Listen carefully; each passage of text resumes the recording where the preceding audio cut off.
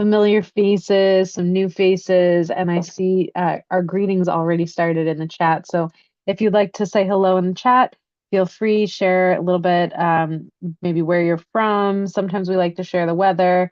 It's nice to kind of know what the external weather is going on, especially when our internal weather could be quite different. So um, just recognizing that we're all in different places today. My name is Antoinette, and I am our host for Women Together.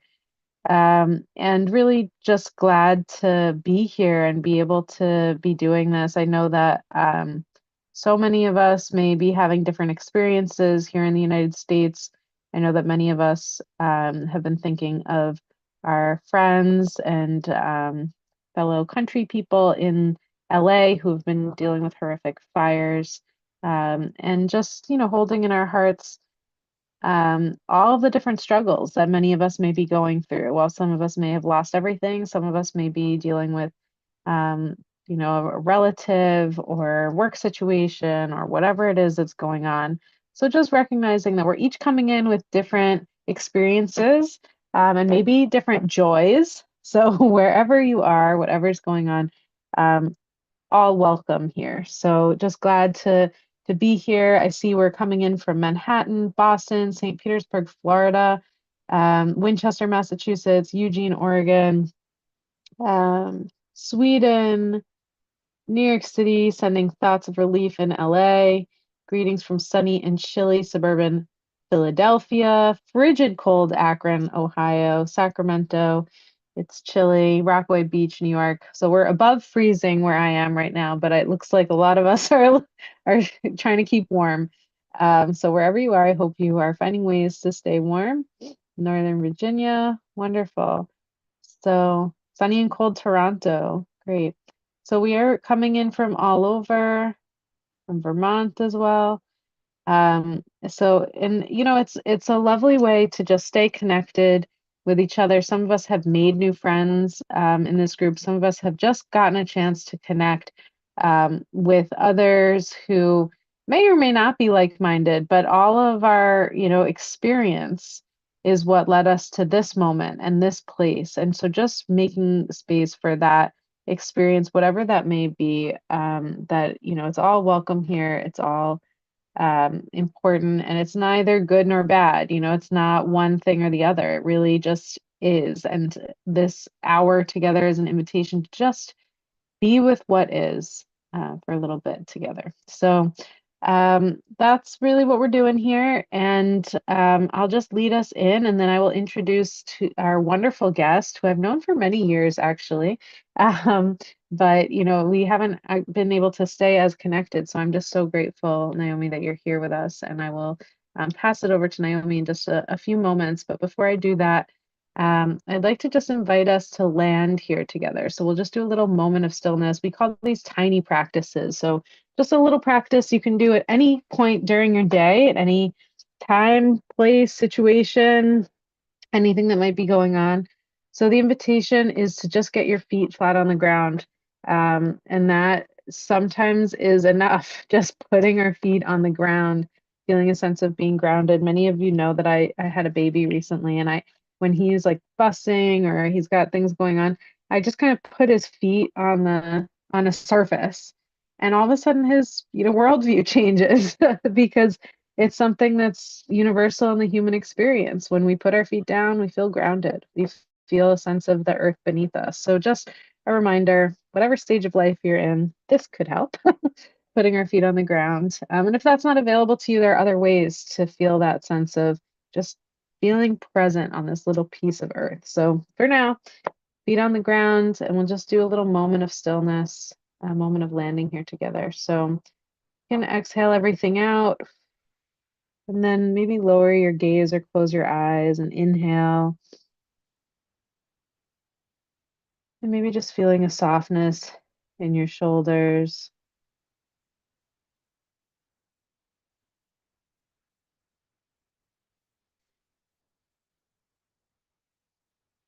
And feeling the breath moving in and out of the body, but also up and down.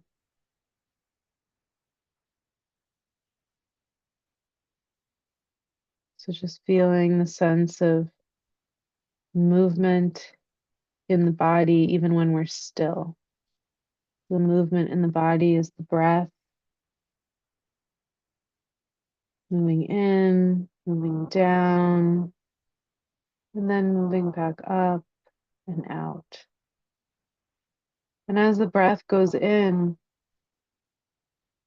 just allowing the breath to take in anything that it needs, anything that the body needs. And as it goes out, letting go of anything that is not needed in this moment, in this day, in the body. So I'll just give you 3 more breaths to follow. Go moving in and then letting the breath move out and letting go.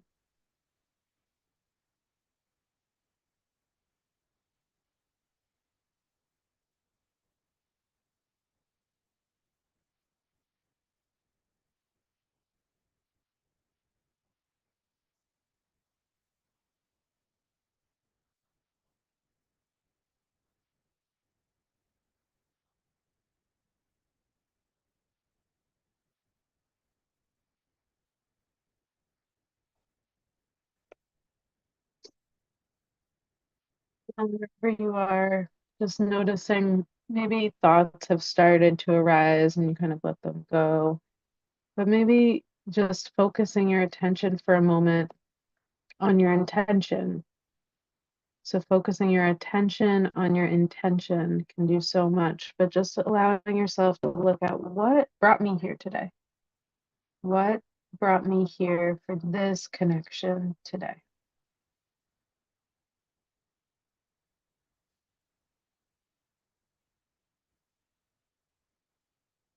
And whatever it is, you can type maybe a word or phrase or sentence when you're ready to reconnect with the screen and just share with us what brought you here today.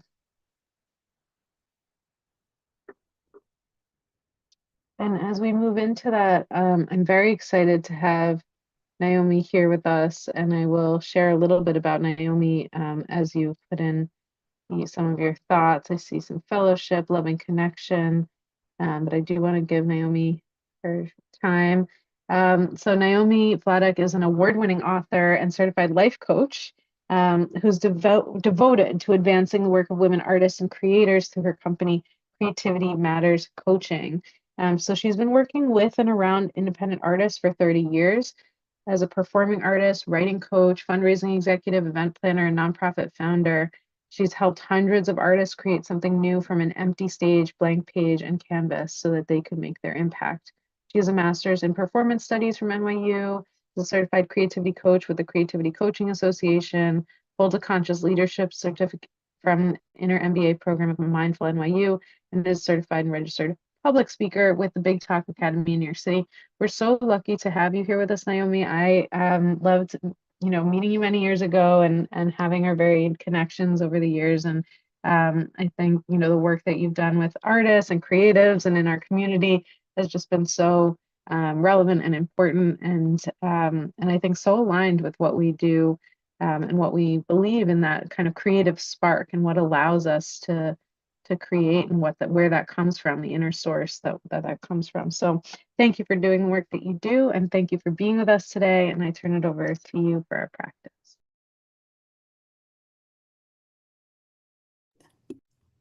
Thank you so much. You can all hear me.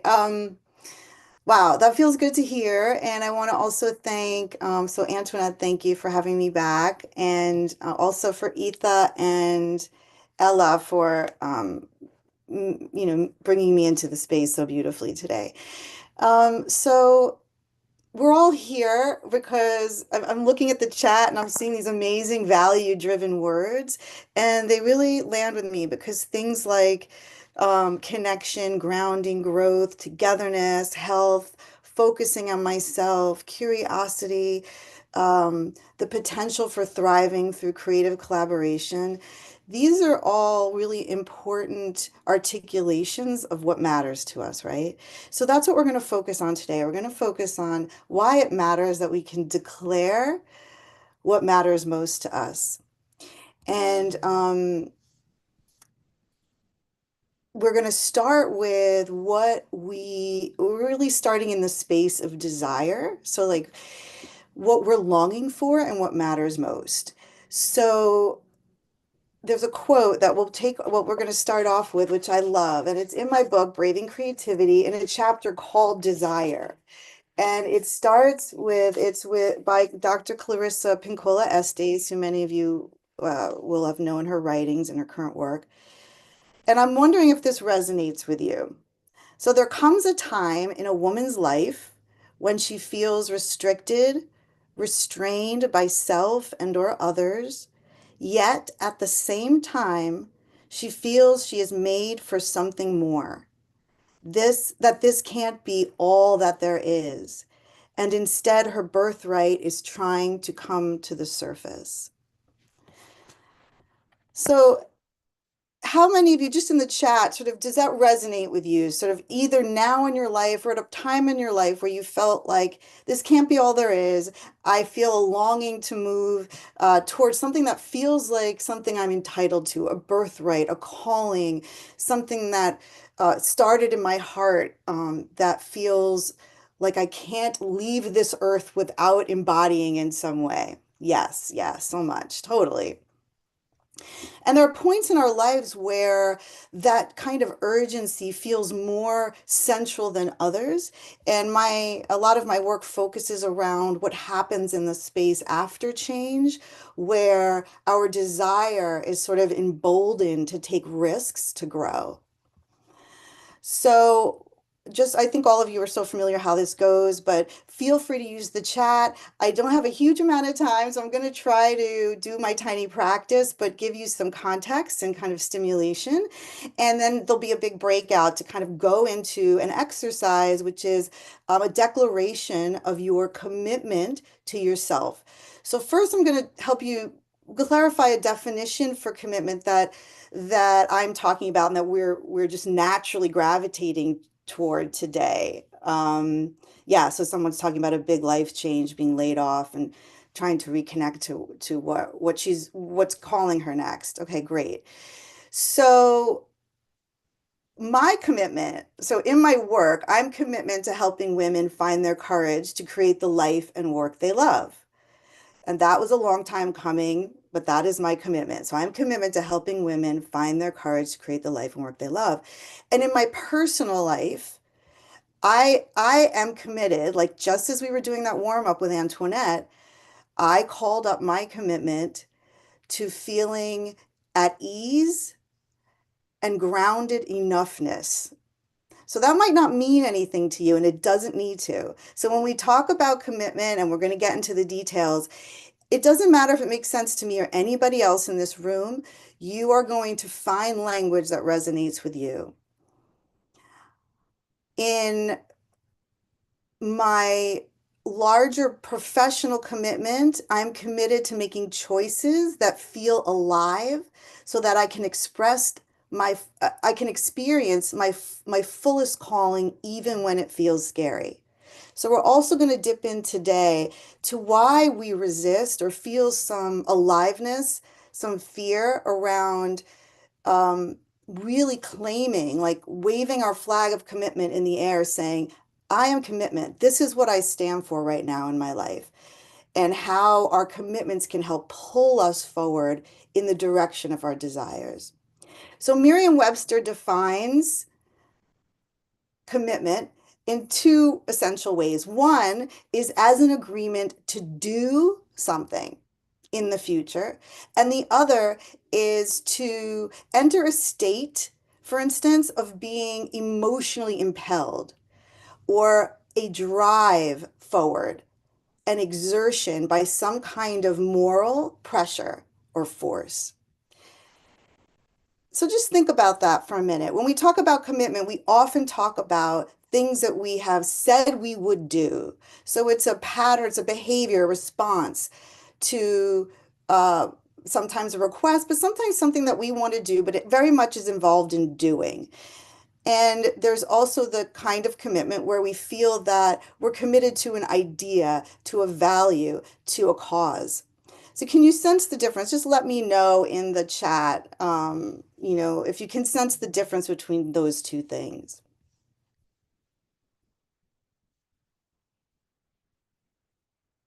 And I'll provide the resources for the quotes at the end because I'll do a couple. I know that someone's asking. So great. So today we're going to really explore the latter of the two, the practice of articulating what matters most, what has the yes, exactly. We're actually perfect, Mary, beautiful. We're definitely in the space of transformation. We transform in the direction of what we desire. So we're going to explore that today. And we're going to start by kind of dropping into the articulation of some of our desires. So, how does that sound? Just sort of nodding. Sounds good. Okay. So, let's take a moment to feel into that space of the heart. So, I invite you to lower your gaze or close your eyes and just take a moment to bring your attention inward. So, taking a breath, like breathing into a softening belly, let your belly relax. And I invite you to put your hand on your heart while you ask yourself a question. What do I long for? What do I long for? And it can be a word or a phrase, or if I can't find it, it's just maybe it's a sense, a feeling, a felt sense in the body. What do I long for? And when you have that word, phrase, or felt sense, allow it to spread through you. Allow it to fill your belly, like really let your belly soften and allow that longing to fill your belly, your legs, and your arms. Just listen to your body. What does your heart have to say about this question?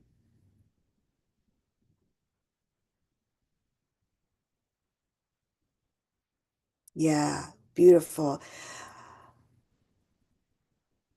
So, noticing the aliveness that's here in that longing. Yes, what do I long for? Where in my body is this desire showing up? Does it have a name or a phrase? And when you think you have it, you can come back and just write in the chat anything that you observed or received.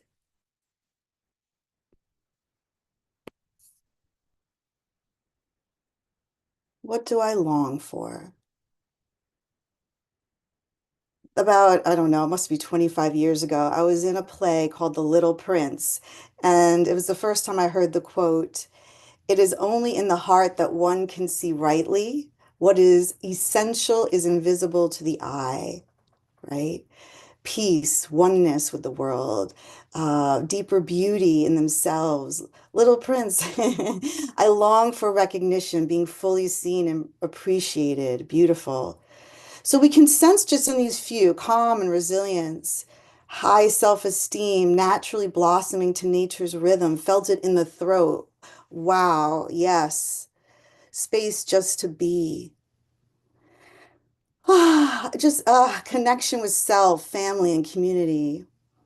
More deep connection with my own body and self. Yes. Reading these, I'm actually dropping into my own body right now more easily. Uh I feel deep resonance, so it's helping me ground myself in that ease. And it's so important because so often we don't know where we're going. Whether we're just had a big change in our lives or whether our desire is causing a friction between where we are right now and who we're becoming. And that can get really uncomfortable. I remember being in a 9-month residency studying Japanese theater, and I didn't know why I was there exactly because I didn't want to be an actor. But I got there because I had watched a theater performance of a Japanese company performing Elektra entirely in Japanese. There was an all-male company. I didn't understand a word of it, but I couldn't leave the theater after. I was weeping. I was just so moved by the resonant energy of that space. There was something in the communication of courage and strength, emotional courage and strength that I longed for, but I hadn't embodied yet. And it felt so true that it was undeniable. And in my book, I write about that experience of emotional resonance. So here we have a lot of emotional resonance. And the words that you're choosing are values, they're value words. So you're naming value words, and I want you to keep them for yourself. I know you're writing them in the chat, but keep them for yourself because we're going to use them. And I want you to even add, now that we're talking, your brain is being stimulated a little bit. Are there any other values you can name that have resonated you for the quality of with you, for the quality of presence that you felt in those moments? Like sometimes we see other people stepping into something with such like ease or lightness or humor. Right, ease. That's a big one. Great. So I want you to notice as you bring these words up, right? Lightness, is there any friction of your own that either you know because of you've lived your life and you know where stuckness lives in you or where friction is in you, resistance? And notice if there's any fear, anxiety in your even writing down this longing. Is there any friction or any fear or anxiety in even writing down this longing? I long in my body, a body longing for the fluidity of motion. I long for ease. I long for lightness. Is there anything in there, in those desires, that feels a little scary? And you can just let me know if yes, I feel a little scared, or no, this all feels really yummy. And yes, super scared. Okay, yes. And it makes so much sense. And this workshop, we're not going to get into kind of the kinds of fear or the beliefs that fuel our fear, but that's definitely operating. And all of you know this, you're all kind of students of this work. But in coaching, we enter the realm of transformation often through commitments because it's one way, one important way to create a sort of uh, a force field around us that pulls us forward that we have come to through this kind of process that is so true for us that even when we're feeling that deep fear, it doesn't challenge our commitment. We might forget about our commitment for a minute, but we know it's true on some very fundamental level. So fear, very constricted, scared, but game, too much not to try. Fear of criticism for not doing enough for others. Yes. Yes. No, it's easy when when you know one in the room who may judge you. Oh my gosh, yes. So that all makes sense. This discussion is sort of a way to relieve ourselves from this friction between our desire to grow and this opposing force that only sees fear and wreckage ahead. So, part of what's so important about articulating our commitment is that it helps us surface and then declare what we're really up to. And it brings our desire out of the shadows to test those old fears in real time because those, we're all grown women now. So those fears are coming from the shadow, from our childhood often, and they grew us up and we want to honor them, but we don't need to let them drive the buggy, is what I always say to my clients. So we can transform our relationship to what we feared the most so that we can feel into this beautiful excitement and resonance with our fear and bring our fear with us. So I'm gonna skip this one story I was gonna tell. We're gonna go into this tiny practice. Um, so your desire can be a powerful catalyst. You don't need to have had a big life change in order to create or provoke a shift in your life through this great commitment you're going to write. So we're going to continue with this right now. So you have your values, make sure you have those on hand, and you can always add to them, and you're going to do that in this moment. So we're going to do this work together, and then you're going to break out. So the part two of this work is first was to ask yourself, what do I long for? And the second part is to place those values inside of a statement that begins with, I am committed to. Okay. I am committed to. So, for example, it can be something as simple, and you can draw. I can draw from some of the things here. So, I am committed to peace and oneness with the world, right? I am committed to appreciating the deeper beauty in the world and in myself and in others. It could be I am committed to um, honoring what matters most and taking action in the direction of those values, right? So you can see how you already have some of this language. So I want you're going to explore that for a minute, and then um, we're not going to break out yet. I want you to take a minute together while we're here and go ahead and write your commitment statement on a separate piece of paper. And this is just a draft. You can write 5 of them. You're playing with a statement until you feel the resonant energy of aliveness, a little discomfort, a little excitement, a little risky, just sort of feeling into that, because we're here in this safe enough space to play with that language, right? You're not doing anything right now. You're just declaring. So go ahead and take a minute. I am committed to.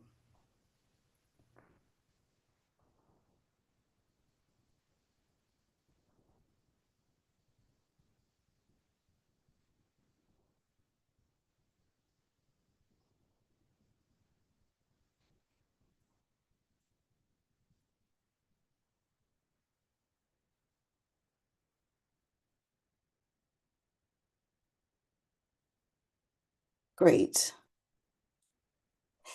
And one of the challenges in this early iteration is to try to find the why, not the thing you're going to do. So it's right now, it's not about actioning, although there will be eventually actions, right? Things will come from this commitment.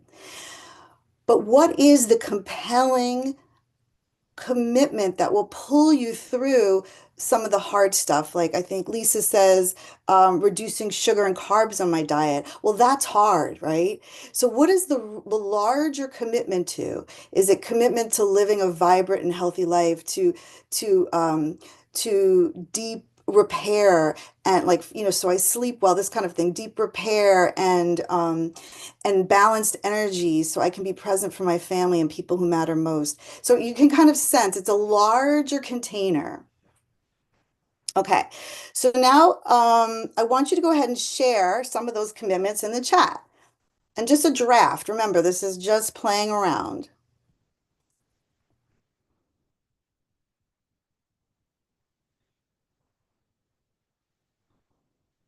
Commitment to not judging.